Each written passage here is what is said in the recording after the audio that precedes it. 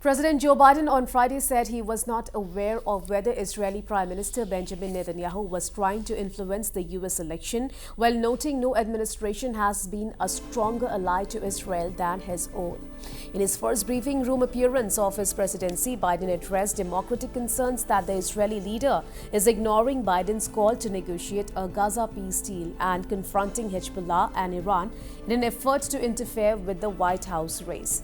The president has publicly and privately been frustrated with Netanyahu's handling of the war in Gaza over the past year, which has killed thousands of Palestinian civilians. Monday will mark the anniversary of the Hamas attack against Israel that set off the war. Well, he was also pressed on if he wants to speak to Netanyahu and said he assumes that when Israel makes an assessment on how they are going to respond, we will have a discussion. He added that his team and the Prime Minister team are in constant contact while they try to figure out their retaliation plan.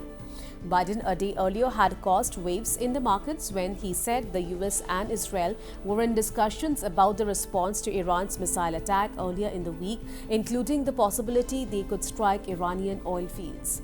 Netanyahu has grown increasingly resistant to Biden's public charm offensives and private pleading, prompting the president's more assertive pushback. And Biden has in turn publicly held up delivery of heavy bombs to Israel and increasingly voiced concerns over an all-out war in the Middle East.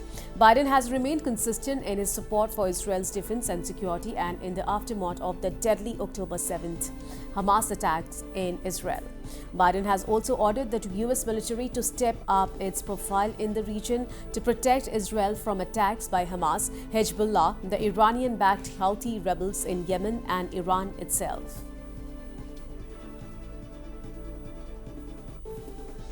This week, Senator Chris Murphy said it's certainly a possibility that the Israeli government is not going to sign any diplomatic agreement prior to the election, which is what you have been calling for so long, potentially to try to influence the result. Do you agree? Do you have any worries that Netanyahu may be trying to influence the election and that's why he has not agreed to a diplomatic solution? No administration has helped Israel more than I have. None. None. None. And I think Bibi should remember that. And whether he's trying to influence the election, I don't know, but I'm not counting on that. You've said many times recently that you want to speak to him, that you plan to. No, I didn't say plan to. I didn't say want to. You don't want to? No, I didn't say that. You're making it sound like I'm seeking and speaking. I'm assuming when they make the decision how they're going to respond, we will then have a discussion.